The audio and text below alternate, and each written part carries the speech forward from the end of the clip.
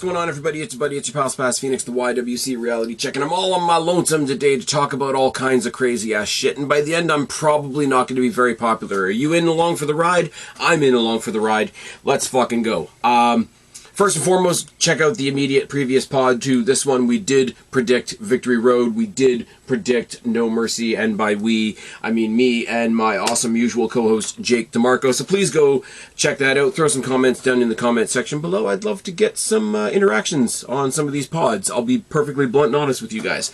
But because we had 2 shows to preview, and really we ended up talking about 3 or 4 shows, because we talked about the invasion on NXT, and we talked about Bound for Glory, which is coming up after Victory Road, so there was a whole lot of news and notes we didn't get to, so I'm going to try and attack some of them by my lonesome here tonight, because as I say, and I don't revel in this, but a lot of what I say on a couple of these things isn't going to be very popular, and I don't necessarily want to drag my co-host down into the mud with me unless he really wants to. So shout out to Jake. As always, I'll have him back at some point, and maybe I'll get over onto his live stream at some point this weekend to talk about some of the cool shows that are happening this weekend. But let's jump into the news, and with a couple of very brief exceptions, it's basically ladies' night.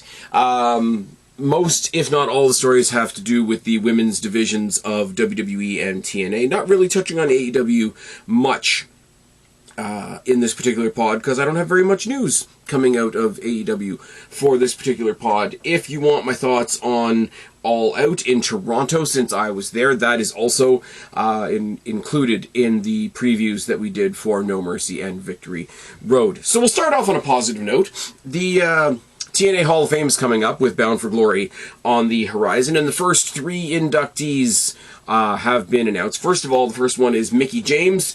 I mean, it's a no-brainer. I'm not going to lie. I thought she was in their Hall of Fame already. Really, really key part of the women's division in 2 different companies. There's no reason she shouldn't be in the WWE Hall of Fame as well.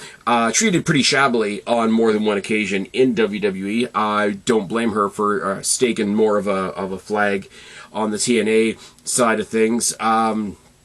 She's fantastic. She, on the WWE side of things, with her older stories with Trish Stratus, she really did set a benchmark for that cliche archetype, like crazy chick gimmick when she was playing the stalker of Trish Stratus. But then she really went to TNA, made herself a figurehead, made herself a hood ornament of that division for a long time. Very outspoken now that she's not wrestling anymore. Very online, very boosting of women's wrestling brackets general, not just TNA and WWE, but across the board. Has she come out with things over time that I didn't quite agree with? Yes, but that's going to happen, and I can't be in her shoes any more than she can be in mine. We can disagree and still get along. It's okay, I promise. But absolutely fantastic. What was it, the last shootout, or whatever she called her last run in TNA, where she basically said, the next time I lose a match, I'm done. She had that really wicked series of matches with Deonna Purrazzo when she was still there. You know, stuff with her and Jordynne Grace. You can't. It's just such an obvious thing that I don't know what else to touch on. Mickie James being in the TNA Hall of Fame, hopefully also being in the WWE Hall of Fame eventually. I mean, her hubby's over in WWE doing GM stuff, so there's an open door there for some interaction. Sort of has the dubious distinction of being the first person from TNA to do that crossover when TNA was still Impact and she was the Impact Women's Knockouts champion. She was the first one to sort of cross that line and show up in the Royal Rumble. Now, people caveated that with, oh, she's not really there to represent Impact. She's there, you know, as a retro WWE reference, but she came out as the TNA version of Mickie James. She had the Hardcore Country entrance music, which was really cool. She came out with the Impact Championship belt on. Same as we would say about Jordynne Grace, same as we would say about Joe Hendry in his match with Randy Orton, etc. But she sort of kicked down that door, which was a really, really cool thing. Now, do I wish it was once they had gotten to being properly TNA again, but that's just something on my side of the coin here. But if you look at her resume, even TNA Impact Knockouts champion 5 times. She won the TNA World Cup of Wrestling along with Christopher Daniels, James Storm, Kazarian, and Kenny King. Impact year-end awards, da-da-da-da-da. I don't think she was ever a tag team champion, but also going over into WWE, 5-time WWE Women's Champion, 1-time WWE Divas Champion, even though the Divas Championship was a bit of a joke. It's fine, don't worry about it. What else can you say? Like, she's a shoo-in. She should have already been in there. I thought she was already in there. Great, great, great news. The other side of the coin is a very, very different scenario in the fact we're getting a tag team inducted, and it's the beautiful people, Angelina Love and Velvet Sky. Awesome wrestlers in their own rights. I've lost my place. That's terrible. TNA Knockouts Championships were held by them on a couple of different occasions. They've got 6 the Knockout Tag Team Championships were held by them twice in various iterations, along with Von Erich, Rain, Winter, etc. But between the two of them, they also hold 6 women's championships in TNA as well. Now, it's a funny conversation to have when you do a group. It's like the NWO. Are you going to induct the entire NWO? Are you going to induct just the Hulk Hogans, the Scott Halls, the Kevin Nashes, or are you going to induct the Disciple and Vincent? Could you throw in, Von Erich and Madison Rain and Winter in this as well? I don't know what Winter's doing. I don't know what Von Erich is doing right now. I know Madison Rain is in AEW, and I don't know what that does to the conversation because TNA is so closely connected to WWE these days. But I would love to see at least, Winter and Von Erich were there for like cups of coffee here and there, but they really were a trio for a while. They did defend the Knockouts Tag Team Championships under sort of a Von Erich, under a Freebird or a New Day style of defense. So Madison Rain being in there, if she could be in there, would be a cool thing as well. Now, here's the funny thing, though. The original team, the original duo of Angelina Love and Velvet Sky, they did a very cool thing for women's wrestling, because before WWE got their head out of their asses and started pushing their women's division, before there was an NXT, there was the TNA Knockouts division headed up by people like Gail Kim and Awesome Kong and these types of people that were really, really putting a stamp on it. And it was really, really like, we're just going to go out there and kick some ass. Against the WWE at the time, who got the slings and arrows for, we're going to get some acrobats in there, we're going to get some, fitness models in there, we're going to get some bikini models and supermodels and all that, and, they'll wrestle a little bit, but whatever the case may be. The cool thing about the beautiful people, and I would extend this to all the different members that were in there over time, was they came in as heels, and they basically played divas in the Knockouts division, and then went on to prove that you can be that type of, stereotype, archetype, whatever you want to say, that whatever that cliche is, and be an awesome wrestler. My current example that I use quite a bit in WWE is Tiffany Stratton, where WWE has gone so far from the Divas era that Diva can now be a gimmick. You've got Tiffany Stratton, who's definitely playing the Diva, the daddy's girl, the whatever you want to say, and then goes into that ring and kicks ass and probably has some of the best matches on the night, depending on the opponent, etc. The beautiful people were doing this 15 years ago, and doing that exact thing, and proving that exact thing. And let's be real for a second. They were around at a time where I was of an age. The beautiful people were going to speak to me. We're at the age and the time where you had the high hard one for just about anybody, and then out come the beautiful people, and to borrow a phrase from Taz, they let the pigeons loose. It's all good. We're only human. It's fine to look at your television and say, hey, there's some hot ladies on my TV, and I happen to enjoy that. And look at that. They also kick ass. Incredible. If on an entirely different wavelength from a Mickie James, who I think throughout her career was taken more seriously. I think the beautiful people, for what they were and the gimmick that they presented, took a lot of unnecessary flack from a lot of people because they couldn't get past that, and I think they were a victim of some stereotyping that wasn't deserved and didn't need to be there, quite frankly. Insanely happy for them. Like I say, if Madison Rayne was able to be a part of this as well, I think it would be better. And I'm not saying, oh, AEW wouldn't let her be inducted. I don't know that. I'm speculating because of the TNA WWE deal. That might be an awkward thing. I do not have any knowledge of that. That is me pontificating into the wilderness. I do think Madison Rayne deserves to be part of this, but the original two, the OG beautiful people, are going into TNA's Hall of Fame this year along with Mickie James. Incredible. Amazing. Well-deserved. Overdue in all three cases. Speaking of groundbreaking, ceiling-shattering women in the TNA Knockouts division, let's talk about GAIL Kim. GAIL Kim, also fantastic. Also, you know, at the head of the line for trying to get that Knockouts division off the ground. When that Knockouts division first started, when they first decided that they were going to have a women's division and a Knockouts championship, the first two names that come to mind are Awesome Kong and GAIL Kim. Another two people that I thought were already in their Hall of Fame. I think GAIL Kim's in there now. GAIL Kim, also, very much like Mickie James, very outspoken, very female forward, and I don't mean that in a bad way for once, but also very opinionated. And that can get you into some flack with the wrong people if you go after the wrong people. And unfortunately, GAIL Kim came out very respectfully, I would say. And I'm not. It's not GAIL Kim. Amazing contributions to the women, the state of women's wrestling in general, specifically TNA. As awesome as she is, was never really my person. So she's not somebody that I'm going to, like, metaphorically buddy up with and be incredibly biased towards, because she's got no fear. She's got no trepidation of sharing her opinions of anything. Follow her on social media. She's a great follow. But she came out and she had some takes on AEW women's superstar Riho. I don't have anything against Riho either. She's not for me.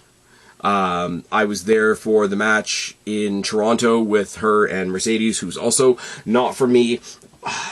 Not much to write home about, and I'm not going to lie, a lot of people were in the hallways during that match. Not to say she's not, like, that she doesn't have a spot. Like, she does the, you know, David in the David and Goliath match every time because she has to. She's tiny, and they always play up to that, etc. But GAIL Kim came out with some pretty balanced criticisms, came out and talked about how AEW, like, she's already tiny, but AEW has her out there dressed like a small child, and that's very weird and uncomfortable. The cameramen are always shooting her from underneath, you know, doing the, not an upskirt shot, but, like, hints of, like, what would be an upskirt shot if somebody was dressed normally, and that's weird enough for me to say. GAIL Kim, speaking from obviously a female point of view, saying, you know, like, I watch that and it makes me a little uncomfortable. I think she's more than fair in that assessment. You know, something makes you uncomfortable, see something, say something, right? And she's not going after her, like, saying, oh, she's shit in the ring, she sucks as a wrestler, she shouldn't have a job, etc. Don't dress her like a kid and don't film her like it's a different kind of show. And then she went on to make some more generic statements that a lot of people have said, you know, she's tiny, it's not very believable in the ring, it takes me out of it, you know, the fiction of it kind of goes out the window, etc. Which is valid, and I know wrestling is fiction, and I want to maintain the fact that wrestling is fiction and try to see where GAIL Kim's coming from as well, because it does have to come into play at some point. James Ellsworth came out to answer an open challenge to Braun Strowman, and, you know, came out there and said, you know, any man with two hands has a fighting chance, and then got demolished by Braun Strowman, because of course he did. No offense to James Ellsworth, he had a job, he did it, good for him, and then he did all the Carmella stuff. Who's somebody that I think is super underrated in the women's division in WWE? Zelina Vega. I think Zelina Vega is miles better than most people give her credit for. I think she's a lot of fun. I think she definitely has a niche and a place on the roster. But if you put her in the ring with Jordynne Grace, with Rhea Ripley, with Zarya, with Nia Jax, with Jade Cargill, with I don't know, even Bianca, somebody that I'm not even a huge fan of in Bianca Belair, or if Toni Storm was still in WWE, they should eat her lunch. Not because she's bad, but because the veneer of reality is a little bit important in WWE. And yes, you have your, you know, Rey Mysterio, biggest little guy in the match, but he did eventually get beaten up. He did eventually get injured. He did eventually get strapped to a medical board and used like a baseball bat against the side of the ring, because reality has to catch up with you at some point. Gail Kim bringing up valid points. Not insulting the person, not even really insulting AEW, but just like, hey, this doesn't work for me. This is why I see her being presented this way. It makes me really uncomfortable. Fair. Very, very fair. Very, very valid things. And even if you don't agree with her, it's, at the end of the day, just somebody going out there and sharing their opinion. Now, does Gail Kim have a Hall of Fame resume to back up what she has to say? Does what she has to say carry way more weight than what I would necessarily have to say on the topic? Of course it does. Of course it does, and that's the way it should be. I shouldn't hold as much weight, in my opinion, as somebody like a Gail Kim does. And it doesn't mean that, you know, Riho is entirely invalid either. Now, Riho is a favorite student, co-worker, whatever you want to call it, of Kenny Omega. Now, here's where the story gets really, really interesting. For those of you that have been following me for quite a long time, I've said it a lot. I did a huge turnaround on Kenny Omega at the beginning of the AEW saga, whatever we're calling. They're going into their 6th year now. I thought Kenny Omega was just as obnoxious as the Bucks. I'm get this guy fucking off my screen, whatever the case may be. Then I went to Forbidden Door in Toronto, and I saw his match with Will Ospreay, who I also wasn't very familiar with at the time. It became the best match I saw that year live, by a country mile. And then I started watching some of the other stuff that he was doing, and then, you know, you hear about the stories that have gone on in the guy's personal life and his health and all that kind of thing. You build up some sympathy for the guy, and then you start seeing that he's actually one of the few people out there on the AEW side of things speaking up against the toxicity, actually trying to do some, like, you know, we're all wrestling fans, can't we all be wrestling fans? Famously, the clip that went around of one of his streams where somebody was talking shit about Roman Reigns in the chat, and he told them off right then and there, like, what the fuck are you guys talking about? The guy's killing it. Reaching across the aisle, not entirely in the same way, but not entirely differently from how somebody like an MJF does. Like, MJF kind of stays in his lane, but then when Ronda Rousey was talking shit about WWE, he basically reached across the aisle and said, "You're a fucking moron. They put you with Alexa Bliss because it was good business." Guys like that on the AEW side that are willing to look across the aisle and see some sense on the other side are going to earn a huge amount of my respect. So, my opinion of Kenny Omega these days sits quite high. Until you look online and you see these opinions that have been shared by Gail Kim, like I say, big, huge, gigantic name in the world of women's wrestling. Hey, here's what I saw. Here's what I think doesn't work. Here's what I thought was a little uncomfortable. That's basically it. And he went on to say something along the lines of, oh, another quote-unquote legend doing the splits on it for a TKO gift basket. So first of all, quote-unquote legend is wild. Quote-unquote legend is wild. So immediately you're discrediting an amazing talent, an amazing force in women's wrestling in the form of Gail Kim. Second of all, saying that she did the splits on it for TKO, you don't have to read very far into that to basically, you made fun of my friend, so I'm going to call you a whore. That's what Kenny Omega's doing. And obviously, oh, you're doing it for TKO, etc. She doesn't work for anybody. It's weird. The fact that she's not connected to TKO whatsoever is sort of beyond the point, beyond the pale. There's a bit of me that wants to say, here's Kenny, who saw his friend getting, in his view, run down, and wanted to jump to her defense. Here's the thing, that half of it, I can super respect. I've got friends in my life. I have 2 younger brothers. I don't have any little sisters. I have sister-in-laws that are awesome. I love them to death. I also have friends that I view as sisters and friends that I view as little sisters. And if somebody was talking shit about them, I would say the same thing. But Gail Kim wasn't talking shit. She was more so talking about how AEW presents this girl. And I think that got either lost in the translation or ignored entirely. And so the default answer from somebody who I've now grown this immense amount of respect for is, oh, you're making fun of my friend, you must be a whore. Not on. Not on whatsoever. And it's twice as weird for me because I used to think that he was just as much of a dickhead as the Bucks. And over the last 2 or 3 years or so, I've come to realize that he's not.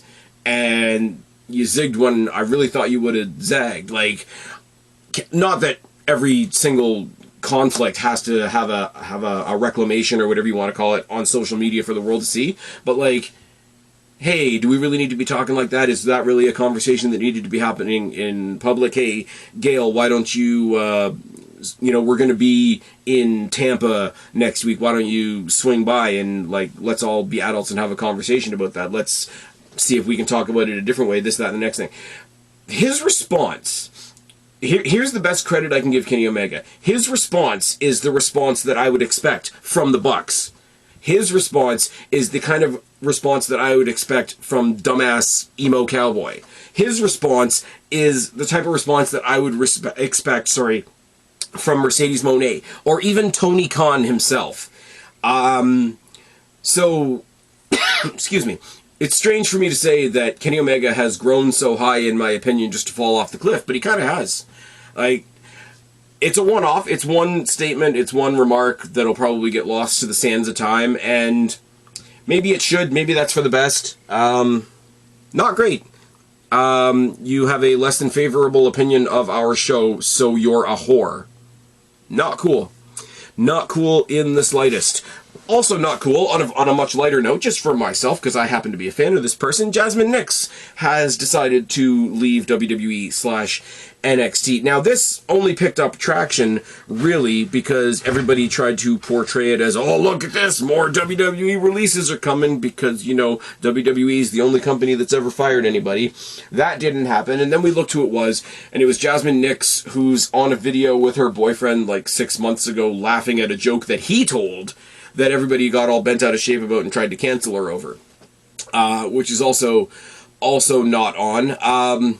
But come down to the brass tacks of it, and basically, she was offered a contract extension for 3 more years, and she looked at it and said, that number doesn't work for me. That doesn't work for me, brother. And they parted ways.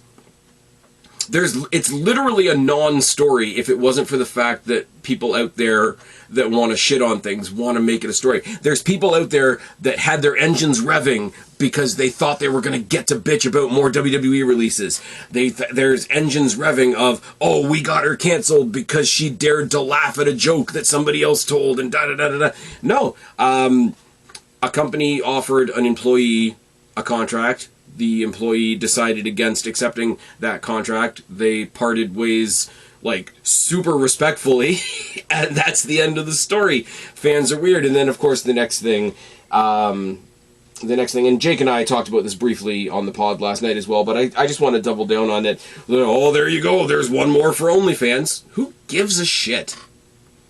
Who gives a shit? I know Jake was talking very much from the girl dad point of view of, slippery slope, and everybody gets into that kind of thing, and it doesn't end well for everybody. And Jake made some excellent points. I will say once again, go back to the previous night's pod. He made some excellent points from, like, the girl dad point of view. Respect the fuck out of my co-host. But I'm sitting here thinking, like, she wants to go make an OnlyFans, go make an OnlyFans. It is what it is. To the point where she had to come out and basically with a bunch of cry laugh emojis be like, LOL, no guys, I'm not doing OnlyFans. In a video that she put out to the world, she kind of said that let people know that she had turned down the contract, that it wasn't for her. She was very respectful to WWE. I don't think WWE's said anything about her release either way, at least not that I've seen. Talked about the fact that I didn't know this either, that she used to be like a soccer player in Iceland or some friggin' thing. I didn't know that she had 4 knee surgeries before even coming to WWE. That's kind of insane. And she spoke and not even bitterly, but she did say yeah, like when I was in WWE, there were a couple of other opportunities that I was offered that I had to turn down at the time because I was doing WWE, and now I may go and pursue those opportunities. So if she's going to go play soccer, if she's going to go, you know, try modeling or acting or whatever the heck else she wants to do, whatever was on the table for her that, you know, she chose WWE over at the time, like, what's I won't say it bothers me, but what kind of boggles my mind is like what a non-story this is. They couldn't come together on a deal. Both parties parted ways. WWE didn't do anything wrong. She didn't do anything wrong. Laughing at somebody else's joke isn't a crime.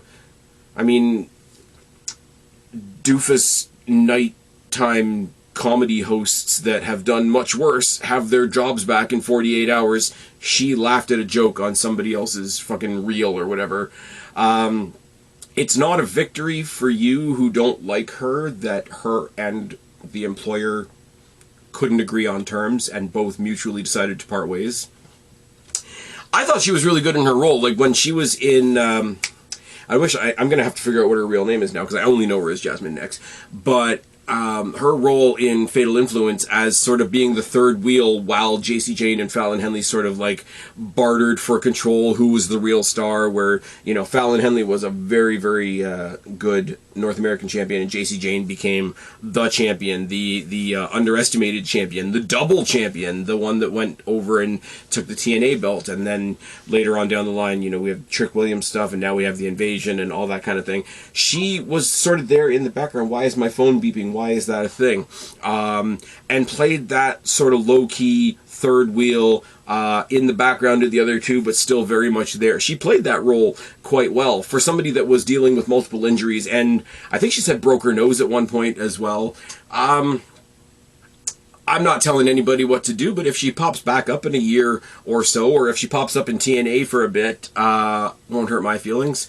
If she pops up on AEW, they'll use her twice. She'll job to Mercedes, and then she'll sit in catering. But, yeah, kind of a bummer, but it's her choice, and she's going to go pursue other things, so it's really only a bummer for me, I guess. Next up, WWE, after the events of this past Tuesday on NXT, have put in a trademark for Invasion.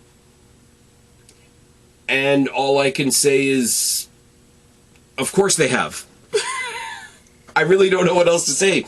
They did an Invasion on Tuesday. They're going to bring back the Invasion pay-per-view. Probably. I said it. I've said it to a couple different people. I said it to my co-host last night. I said it to our buddy Big Nick on the Wrestling for Life Network as well. I think you do NXT versus TNA, you call it Invasion, and you put it in MSG.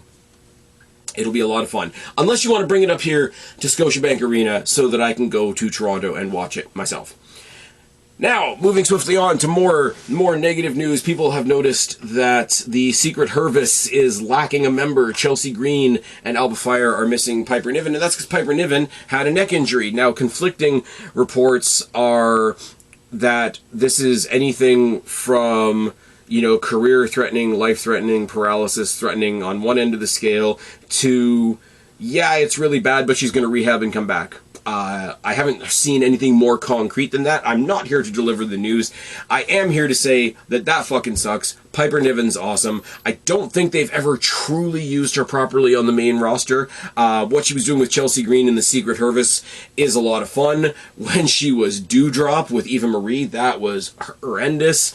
But I will, for anybody that wasn't watching NXT UK when NXT UK was a thing, and I know a lot of people weren't. I know I was in the niche of the niche watching NXT UK when it took off. But when they were first establishing their women's division, their women's championship, the sort of ongoing three-way war between her, Rhea Ripley, and Toni Storm is really fun. It's really fun to see. There's also, it's not really that consequential. It's just a really fun match. When WWE did Worlds Collide as sort of a thing that was happening at the conventions around WrestleMania, and then they just released them later on in the year, and it was like SmackDown versus Raw versus NXT versus whoever. There is a triple threat match with Piper Niven, Zelina Vega, and Bianca Belair that's worth going out of your way to go see. So I don't have the definite answer on what Piper Niven's physical state is at the moment, and you always have to err on the side of caution of, you know what, if we haven't heard anything yet, it's because it's really none of our business.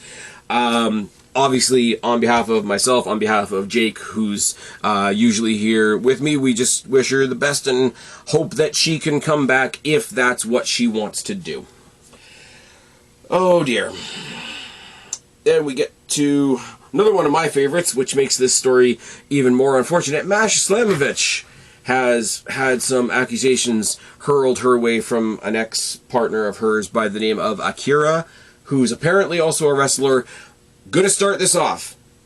Admit your biases up front so that you can't be taken as, you know, being dishonest or whatever. I do not know who this Akira person is. If this is somebody that I should know, anybody listening right now, anybody in the chat, whatever the case may be, throw it down in the box below. Tell me who this person is if it's a person I should know who they are. Huge fan of MASHA Slamovich. In the ring, I think she's great. I think she took the torch from Jordan Grace, who took it from people like Trinity and Deonna Purrazzo and Mickie James and et cetera, et cetera, et cetera. The torch has been passed on down the line. What's been released by this Akira person is a bunch of texts. I've read some of them. I haven't read all of them. Alleging some pretty horrendous, abusive language and incidents and all these sorts of things, whatever. The accusations are what they are. I don't want to come for this person that I don't know. That's not fair at all. But I'm also going to do the one thing that we should all do in this scenario, and that is, I don't know what's true. I'm not going to say that this person is lying, and I'm not going to say that MASHA Slamovich is innocent. I'm not going to say either, because I don't know. And that is the only honest thing I can say on the topic. I do want to say, in a more general sense, and this is going far out of the realm of wrestling, and sort of just into my personal opinions on things, so if you want to hop off at this particular point, that's cool, that's fine, I'll see you next time, thanks for coming out. There's two sides to this, and I'm torn. Because on the one side, when we hear about violence, domestic violence, couples violence, etc., etc., etc., the stereotype is that it's men doing it to women. And is it sometimes men doing it to women? Yes. Is it sometimes women doing it to men? Yes. The Johnny Depp Amber Heard case caught fire and caught everybody else's attention, because when was the last time a situation like this with a male victim got anything close to the coverage that the Johnny Depp thing got? And that was only because Johnny Depp had the money, Johnny Depp had the legal team, and Johnny Depp had the name value. Otherwise, you wouldn't have heard of it. I'm sorry, that's my opinion. If you don't like it, that's fine. So on the one side of the coin, I like the fact that we've stepped out of the old stereotype of, oh, abuse is a thing that guys do. I wanna really commend everybody involved that we're acknowledging that it happens both ways. Now, the other side of that equality is I'm going to push for the same benefit of the doubt for MASHA Slamovich as I would a guy in her situation. An accusation is not guilt. An accusation itself is not evidence. An accusation itself is not a trial or whatever. If she did it, down the river. Down the river you go. Down the river you go. But at the same time, as much as you guys have seen me pretty publicly voice my opinion against movements like Me Too, I don't want to see ladies getting Me Too'd either. I really, really don't. Now, that being said, and me admitting right now that I don't know what's true and what's not true, I don't know if he's lying, I don't know if she's a horrible person and we just never knew about it. Either one of those can be entirely true. In the texts, in the comments that have been dropped by this Akira person, or their friend rather, that dropped some of these texts, it's like, oh, on their request, we held on to these for several months. The only thing that gives me pause is the timing. The only thing that gives me pause is the timing. And the timing is irrelevant. If she's guilty, then the timing is irrelevant. Let me be clear. But she was the women's champion. She's still in the championship hunt. She was going to be in a championship match tomorrow night, and the winner of that was going to be defending their title against Indy Hartwell at Bound for Glory in a couple of weeks. So TNA is more successful right now than it's ever been, thanks to the WWE deal and whatever. They're riding that wave. The crowds are higher. When the crowds are higher and more people are invested, the titles mean more, the champions mean more. She was a champion, or in the championship mix, at the peak of TNA's peak, if that makes any sense. We're heading right into their biggest pay-per-view of the year, and she would have been one of the headliners. They're about to do this invasion storyline that I just spoke about, and as a women's world champion, she would have been a key factor in all of that, which makes it a really interesting, I don't want to say convenient, but I will say interesting time to drop. We didn't do it back then. We're going to do it now. If you were going to fuck with somebody, that's how you would do it.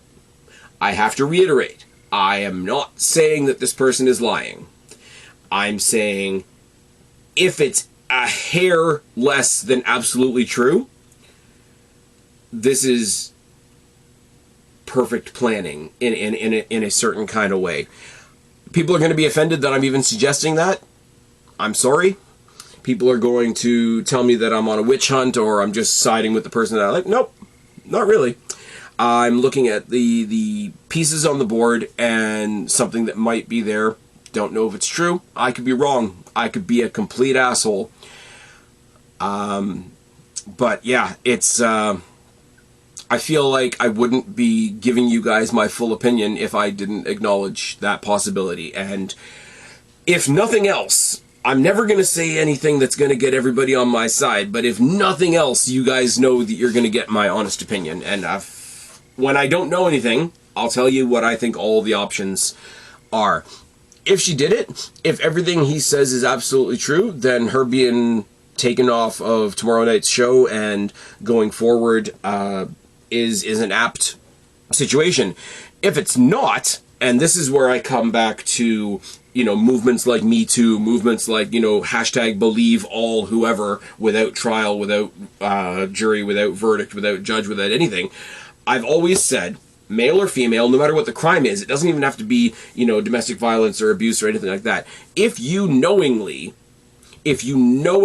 and by this I mean there's no, oh, there was just a miscommunication, or, oh, I said this when I should have said this, or maybe this was the wrong terminology or whatever.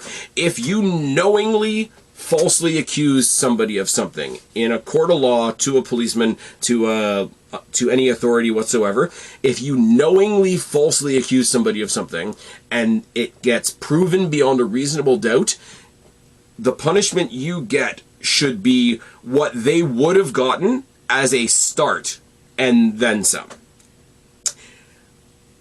I don't know what to hope for here, because if he's lying, then hopefully something will happen to him.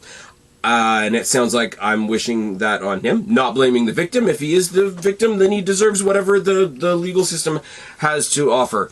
But it's a really tearing thing for me as I'm trying to find my words again. I do think it's very, very cool that this particular situation has acknowledged that domestic violence, domestic abuse, etc. can happen both ways.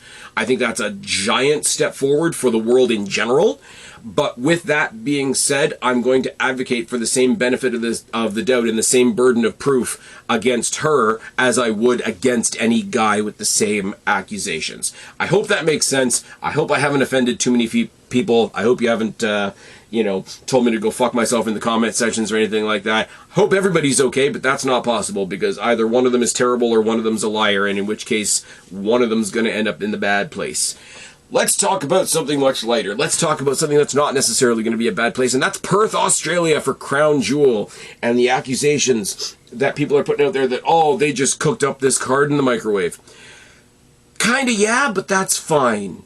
Kinda yeah, but that's fine. They got the champions versus the champions for the Crown Jewel belts. That's not, they didn't pull that out of their asses like the AEW women's tag team titles last night. That is a thing that has been established. That was established at the last Crown Jewel. At the Crown Jewel events, we are going to do champion versus champion. It's just like at the Royal Rumble, we're going to have a Royal Rumble.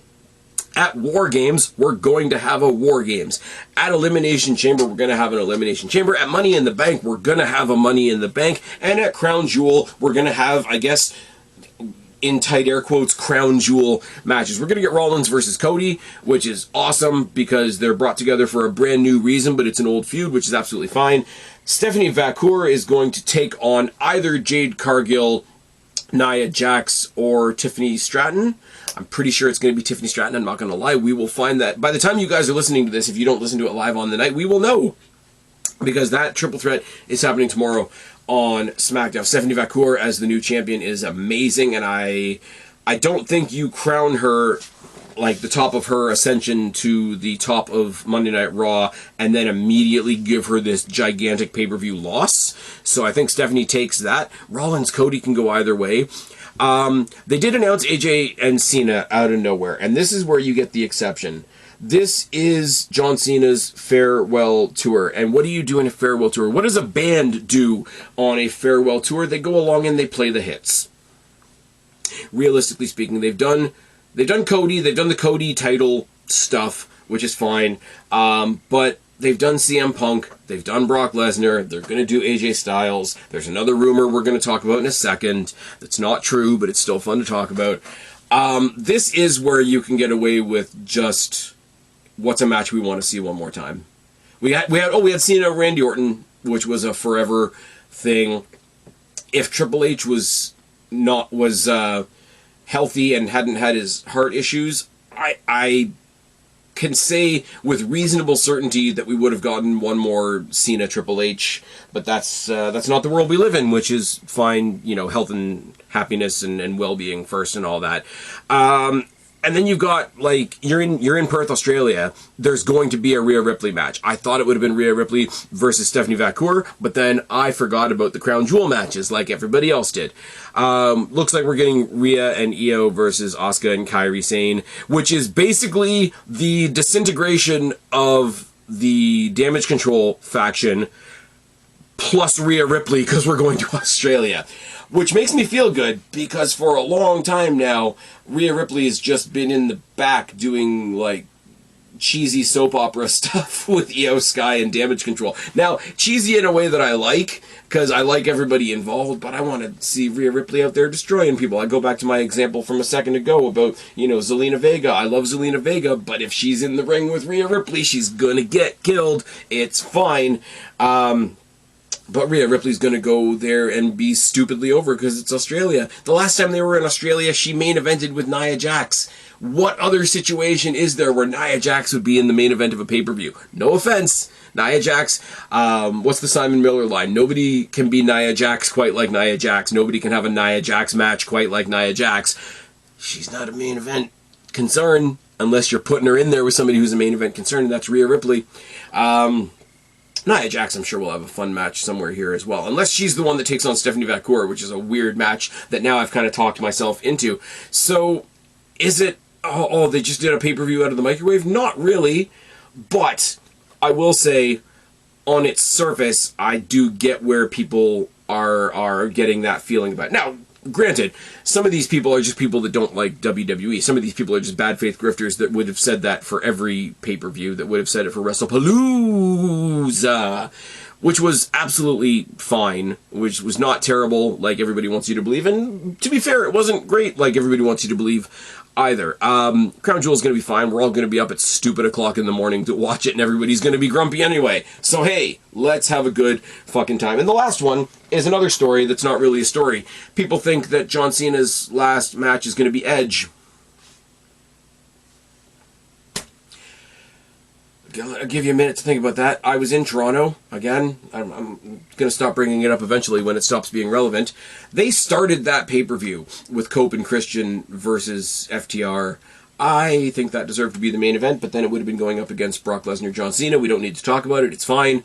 You know, Stokely was out there being a dick. We had the introduction of Beth Copeland. Edge watched his wife get Spike pile-drivered, and then it happened to Christian as well, and then they took him out while he was handcuffed. Very, very WWE-ish action in AEW, and then on this week's Dynamite, in a very overly dramatic backstage segment, he told Christian, like, I gotta go home, I gotta take care of my wife, I don't know if I can do this anymore, I don't know whether I'm gonna be back. And people ran with it, ran with the idea that, oh, he's trying to get out of his AEW contract so that he can be John Cena's last opponent. Here's the thing. There's nothing really even to dive into here. It's not gonna happen, but it sure would be fun. And that's all I've got. It sure would be fun. Because they basically transplanted the Edge presentation into AEW anyway and made it somehow lame. Of course I would like to see Edge versus John Cena one more time. Do it in Boston. Do it in Toronto. Do it in one or the other. That's not going to happen because Edge is not Edge. Edge is Cope, and Cope is coping with AEW, and that's not a world we live in. And to go back to the beginning of this pod, it's very much the same as my assumption, which is that's why Madison Rayne doesn't get to be inducted along with the rest of the beautiful people. Now, for all I know, maybe Madison Rayne wasn't asked. Fair. I'm pretty sure somebody would have floated, a little hummingbird over to Adam Copeland, a little email that's not really an email. This email never happened, type of thing, to say, hey, is there any way? Do you think there's any way, or whatever? I'm sure he himself. They sent sort of nods to each other. Edge did the Five Knuckle Shuffle and the AA in Toronto, and John Cena in his last match did the spear at one point. I think in the match with Sami Zayn against another Canadian like Edge is. But yeah, there's not much to say other than, is it going to happen? Of course it's not going to happen, because we don't live in that world. Wish it would. Wish it could, rather. It'd be a lot of fun. Sometimes we don't live in a fun world, and that makes me less sad.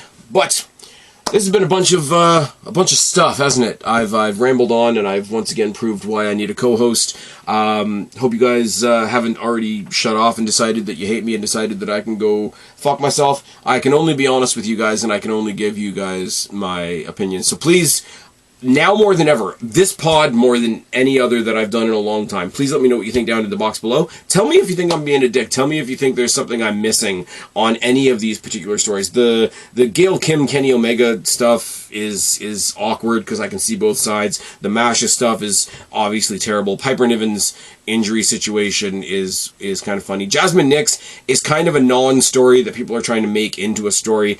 On the happier side of things, we do have 3 very, very deserving inductees into the TNA Hall of Fame, and that's about all I got on the docket today, other than WWE trademarked Invasion, because of course they did.